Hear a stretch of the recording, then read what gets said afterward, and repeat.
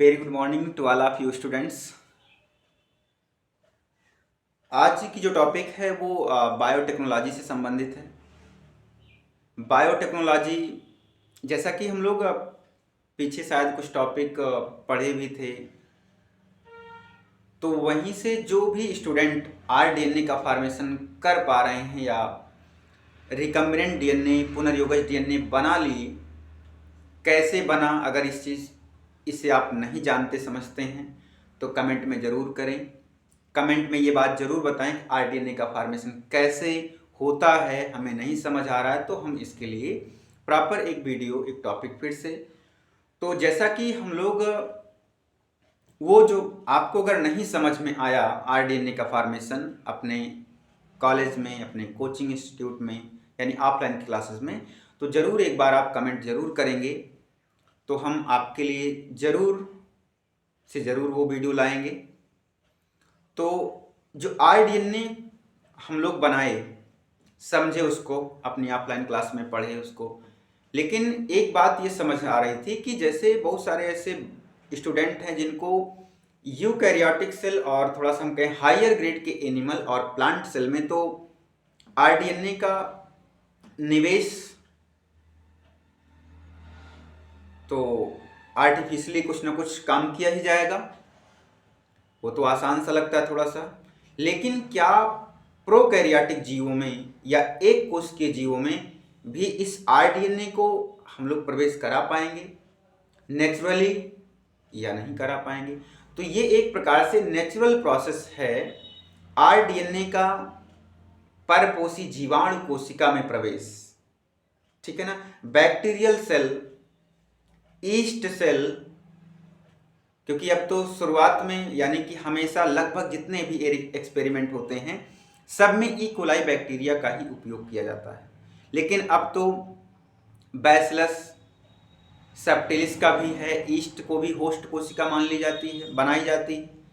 यानी कि अगर कहा जाए कि जो आपके सामने पुनर्योगज डीएनए का परपोषी जीवाणु कोशिका में प्रवेश, यानी परपोषी का मतलब किसी दूसरे जीव में अपने इस आरडीएनए को प्रवेश कराना है, तो वो आपका जो जीव है, जो माइक्रोब्स है, वो है बैक्टीरिया।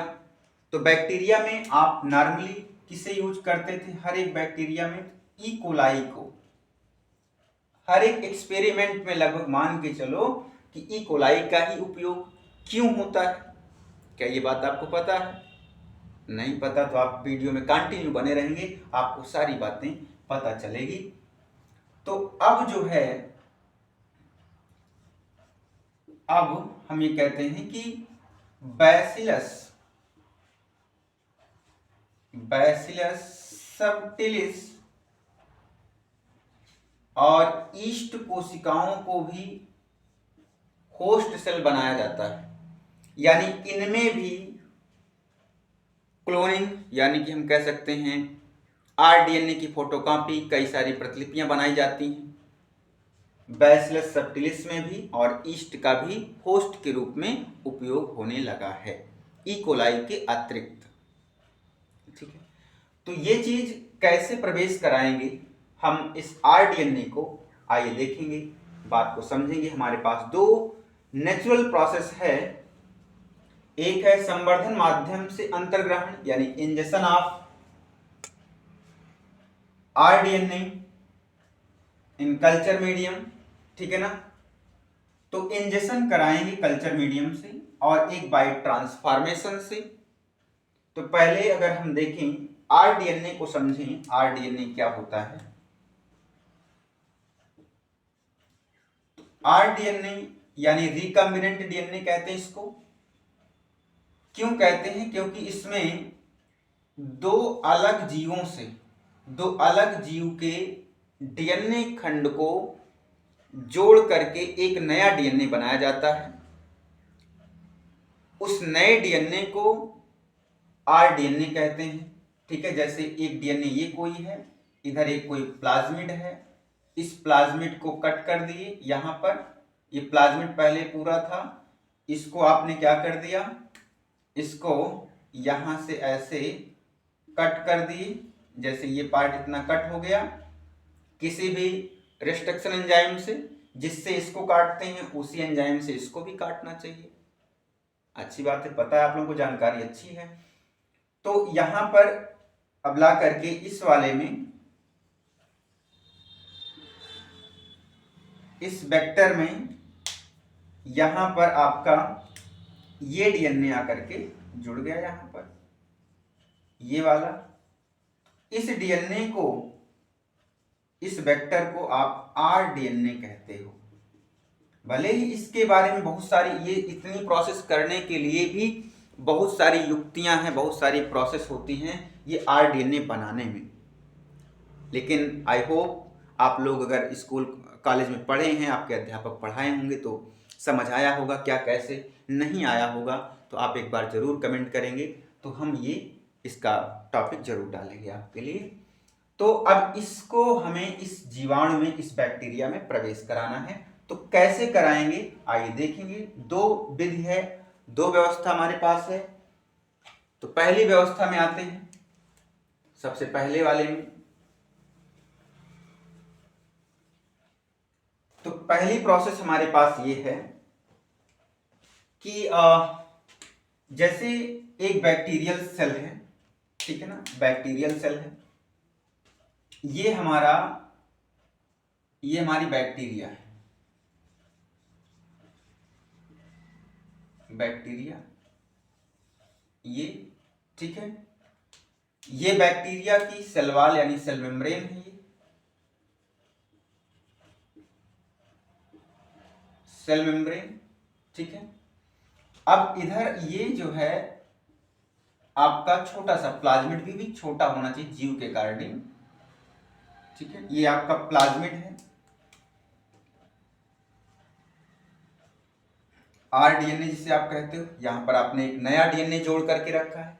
इस डीएनए को आप चाहते हो, इस प्लाज्मिड की, ये इसके अंदर प्रवेश कर जाए और यहां पर ये रेप्लिकेट करके बहुत सारे आरडीएनए को बना ले। आप यही चाहते हो। तो ये कैसे होगा?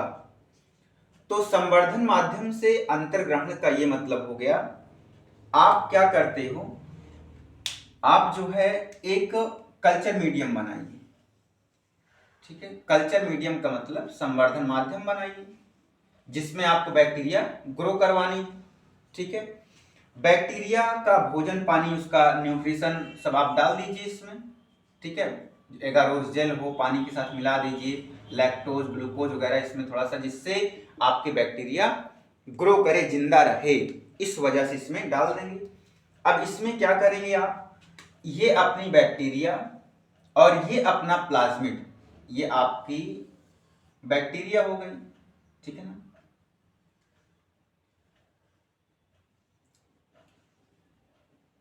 ये आपकी बैक्टीरिया हो गई इसमें, और इसी में आपने क्या कर दिया, इसी में आपने अपना प्लाज्मिड डाल दिया, ये वाला। आई होप बात समझ आ रही होगी। आपने इस प्लाज्मिड को इसमें डाल दिए हो, इस आरडीएनए को, ठीक है ना, आपने आरडीएनए को इसमें डाल दिया। अब डालने के बाद आप ये चाहते हो कि ये जो प्लाज्मिड है इस बैक्टीरिया की दीवार को तोड़ करके इसके अंदर प्रवेश कर जाए। तो आपको शुरुआत में एंजाइम की उपयोगिता बताई गई होगी कि कौन सा एंजाइम किसकी दीवार को तोड़ सकता है। जैसे सेलुलेज एंजाइम प्लांट सेल की दीवार को तोड़ता है, काइटिनेस फंजाई की तोड़ दे रहा है, और जो लाइसोजाइम है वो किसकी दीवार तोड़ेगा, बैक्टीरियल वॉल को, बैक्टीरियल सेल मेम्ब्रेन को तोड़ेगा कौन, लाइसोजाइम।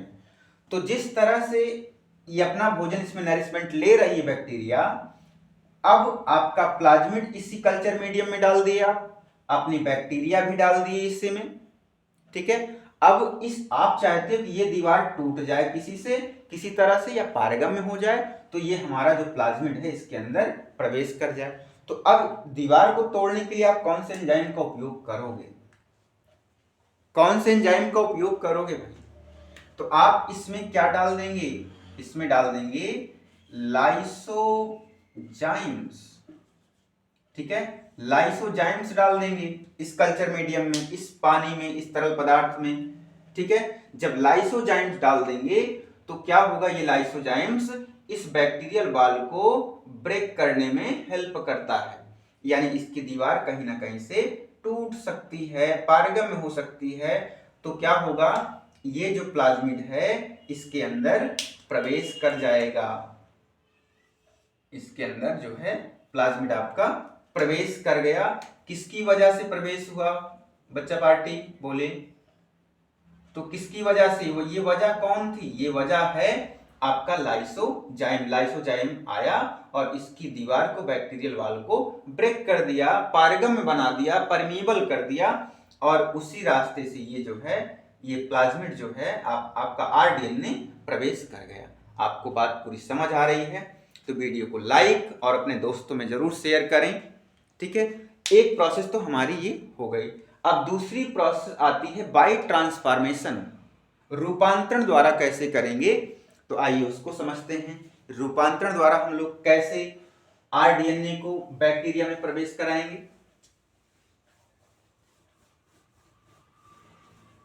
आइए समझते हैं ये क्या होता है, ट्रांसफॉर्मेशन की प्रोसेस, ठीक है ना।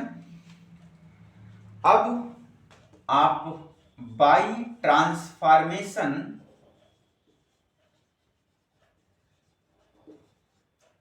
ठीक है, बाय ट्रांसफॉर्मेशन, तो इसमें क्या होगा, आप फिर से, जैसे कि आपको पता है कि बैक्टीरियल की जो वॉल होती है वो लाइसोजाइम से ही ब्रेक की जा सकती है। तो एक बार तो आपने लाइसोजाइम से ब्रेक कर लिया।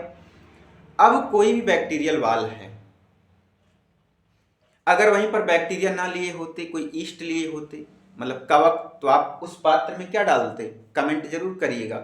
अगर आपने बैक्टीरिया लिया था तो लाइसोजाइम डाले थे, अगर उस वहीं पर बैक्टीरिया के स्थान पर आप फंजाई लिए होते या ईस्ट कोशिका लिए होते, तब आप क्या डालते उसमें, कमेंट में जरूर बताइएगा इस बात को। आइए अब देखते हैं ट्रांसडक्शन। अब इसमें क्या होगा, देखिए जैसे बैक्टीरिया, फिर वही कल्चर मीडियम आपका रहेगा, कल्चर मीडियम जैसे इसमें बनाए थे उसमें बनाएंगे।